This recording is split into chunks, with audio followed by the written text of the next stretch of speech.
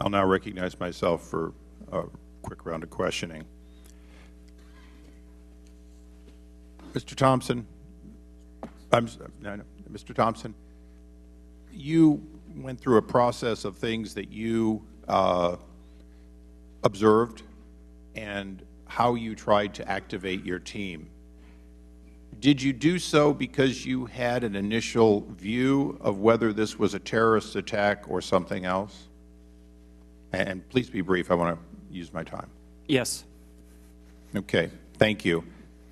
Mr. Hicks, as the principal officer and once the ambassador had been murdered, the highest-ranking officer on September 11th, from the moment that you unexpectedly became the chargé, America has heard many accounts of what happened.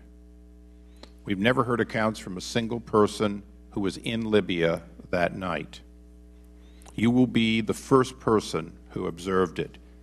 In your own words, take as much time as you want. Please take us through the day of September 11th, from whatever time you want to begin, through when you first heard from Ambassador Stevens, and through the hours and days immediately following that, if you would, so we could have an understanding for the first time from somebody who was there. Thank you, Mr. Chairman. As I remember September 11th, 2012, it was a routine day at our embassy.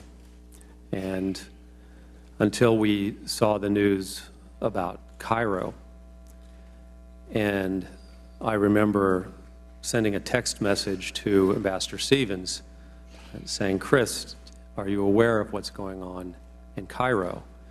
And he said, "No." So I told him that the embassy, in another text, that the embassy had been stormed and they were trying to tear down our flag. And he said, "Thanks very much."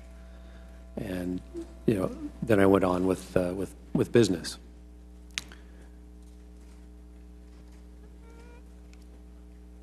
Closed the day, and I went back to my villa and was relaxing, watching a television show that I particularly like. And at 9:45 p.m., and all times will be Libyan times, there's a 6-hour time difference, the RSO, John Martinek, ran into my villa yelling, "Greg, Greg, the consulate's under attack." And I stood up and reached for my phone because I had an inkling or thought that perhaps the ambassador had tried to call me to relay the same message. And I found 2 missed calls on the phone, one from the ambassador's phone, one from a phone number I didn't recognize. And I punched the phone number I didn't recognize, and I got the ambassador on the other end. And he said, "Greg, we're under attack." And I was walking out of the villa on my way to the Tactical Operations Center because I knew we would all have to gather there to mobilize or try to mobilize a response. And it was also a bad cell phone night in Tripoli. Connections were weak. And I said, "Okay," and the line cut. As I walked to the Tactical Operations Center, I tried to reach back on both of the numbers, the unknown number and the ambassador's personal number, and got no response. When I got to the Tactical Operations Center, I told people that the ambassador, that I had just talked to the ambassador and what he said. At the time, John Martinek was on the phone with Alec Henderson in Benghazi, the RSO there. And I asked one of our DS agents, what number did I reach Ambassador Stevens on? And he said, "Oh, that's Scott Wickland's telephone." Scott Wickland was Ambassador Stevens' agent in charge, his personal escort for that night, and was with him in the villa during the attack. So I asked, when John Martinek got off the telephone, I asked him what was going on, and he said that the consulate had been breached and there were at least 20 hostile individuals armed in the compound at the time. So I next called the annex chief to ask him if he was in touch with the Benghazi annex to activate our emergency response plan. Please explain the annex chief so that people that don't know as much would understand that. No, go ahead, please. Okay, thank you. And he said that he had been in touch with the annex in Benghazi, and they said they were mobilizing a response team there to go to our facility and provide reinforcements and to repel the attack. With that knowledge, I called the operations center at the State Department at approximately 10 p.m. to report the attack and what we were doing to respond to it. The next thing I did was to begin calling the senior officials in the government of Libya that I knew at the time. And so I dialed first President Magariev's chief of staff and reported the attack and asked for immediate assistance from the government of Libya to assist our folks in Benghazi. I followed that up with a call to the Prime Minister's chief of staff to make the same request, and then to the MFA, America's director. MFA is Ministry of Foreign Affairs.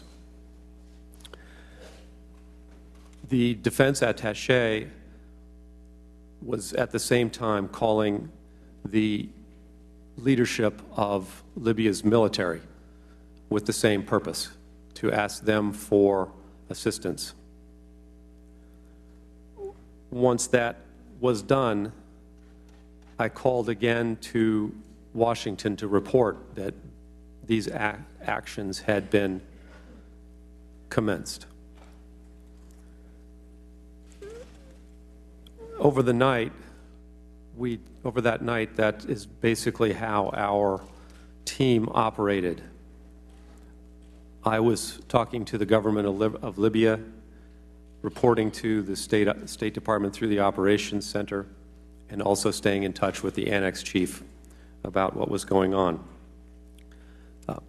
Let me step back 1 minute, if I could, and say that I also discussed with the annex chief about mobilizing a Tripoli response team, and we agreed that we would move forward with chartering a plane from Tripoli to fly a response team to Benghazi to provide additional reinforcements. The defense attaché was also reporting through his chain of command back to AFRICOM and to the joint staff here in Washington about what was going on in the country. David McFarland, our political section chief, had just returned from Benghazi, where he had been our principal officer for the previous 10 days.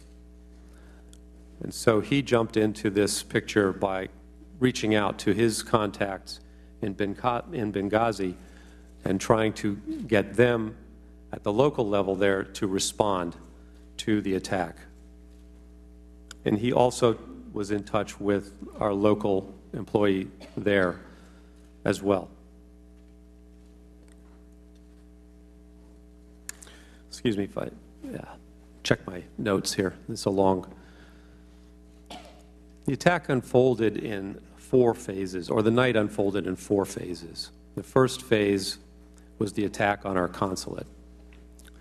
This story is well known, I think. The Benghazi response, the consulate was invaded. The Villa C, where the ambassador and Sean Smith and Scott Wickland were hiding in the safe area, was set on fire. The attackers also went into another of buildings. They were unable to enter the Tactical Operations Center in Benghazi because of improvements to that facility that had been made. Scott attempted to lead the ambassador and Sean Smith out of the burning building. He managed to make it out. He tried repeatedly to go back in to try to rescue Sean and the ambassador, but had to stop due to exposure to smoke. The response team from the annex in Benghazi, 6 individuals, drove the attackers out of our compound and secured it temporarily. There have been estimates as high as 60 attackers were in the compound at one particular time. There were repeated attempts by all of the RSOs and by the response team from the annex to go into the burning building and recover or try to save Sean and the ambassador. They found Sean's body and pulled it out, but he was no longer responsive. They did not find the ambassador. And I spoke with a medical officer, one of our medical officers after the attack, and the heroism of these individuals in repeatedly going into a petroleum-based fire cannot be understated.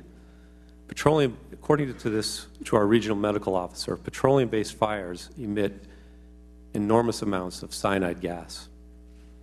And he told me that one full breath of that would incapacitate and kill a person if exposed to it.